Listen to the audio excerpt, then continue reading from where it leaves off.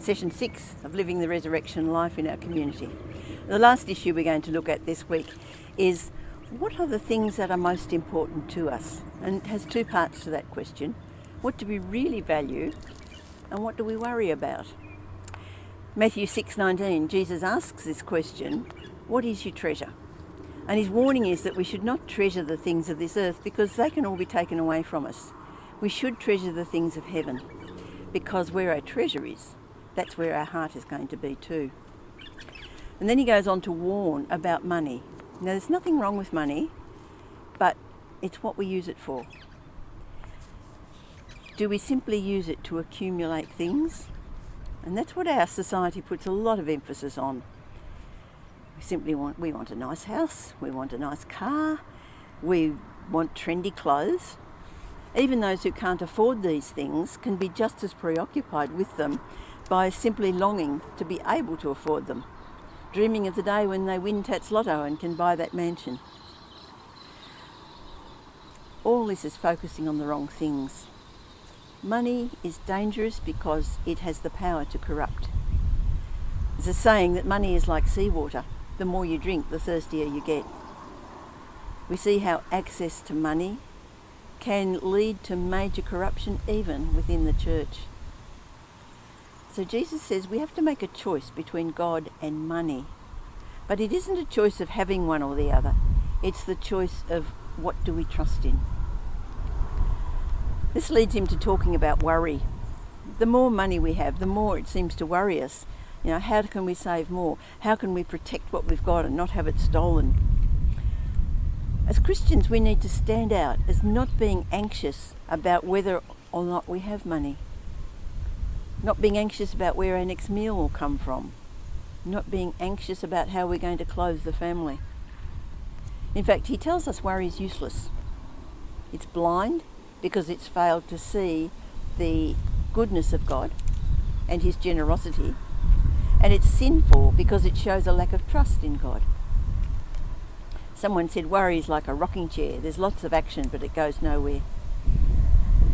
Jesus says, look at the birds. They work hard, but they don't worry. They don't store things up in barns in case there's a famine.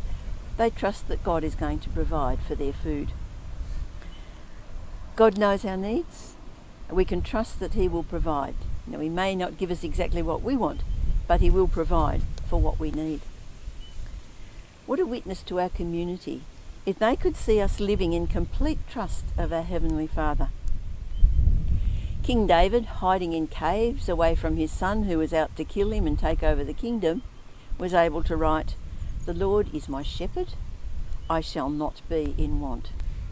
What amazing trust in God. Living in trust like this will speak volumes to the community around us because it's so foreign to the way in which they live.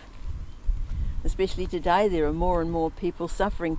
They suffer stress because of the pandemic, because of what's happening in the world, and it's undermining everything that they've trusted in. And when that all collapses, where do they go? They've got nowhere. So we need to live our lives in the community, openly trusting in God, no matter what, so that we can show the community that they too have a loving Heavenly Father that they can trust.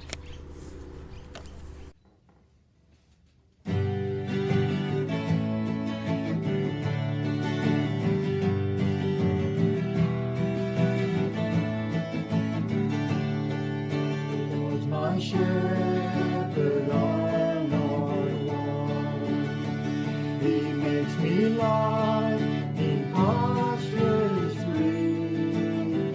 He leads me by the still